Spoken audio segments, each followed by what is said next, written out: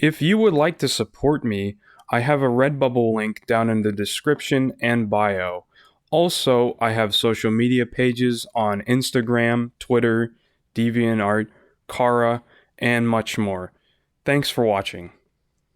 When it comes to countries that have talented artists, nothing beats Italy to the punch. In the Renaissance era, you had Da Vinci, Raphael, Michelangelo, Donatello, and much more. I've also covered more recent artists like Hugo Pratt in previous videos, but today I'm going to be covering an artist called Sergio Toppi. He's been on my list for a good while, so I'm glad I can finally get around to covering him. I could just make an entire video of me saying wow over and over again, but that would make this video already more uninteresting than it already is. So let's try to analyze his art in more depth, shall we? For this video, I'm going to be looking at Volume 6 of the collected Toppi. I highly recommend getting these, they're worth every penny. So looking at a surface level, almost every aspect of his art is breathtaking. I think what really sticks out to me the most is the variety of different textures and patterns he uses on things. For example, the way that he uses different patterns on this soldier's armor makes it seem almost otherworldly. Also, we can look at something like that in the trees and see the same thing. Several of these stories have a dreamlike quality to them, so it only helps sell them even more. I haven't seen many other artists employ this technique, but it's just jaw-dropping.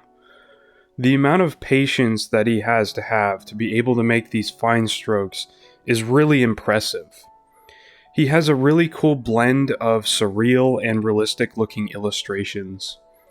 Another technique that he uses very well is his use of negative space.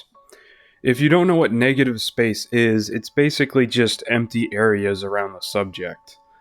Sometimes this is the case when an artist is just lazy, but it also can put emphasis on the subject for an effect. For me, that's what really makes his compositions and his art such a pleasure to look at, as how he uses it. It's like he always knows what part of the illustration to put focus on and what part not to. You can tell he's put a decent amount of time into his compositions. If I had to put my money on it, I'd say my favorite thing about his art is that he just gets really weird with it.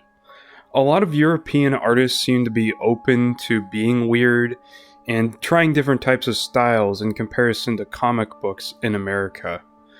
In the story Momotaro, there's a sorcerer named Washizu, and I love how strange he looks, and so does his minions.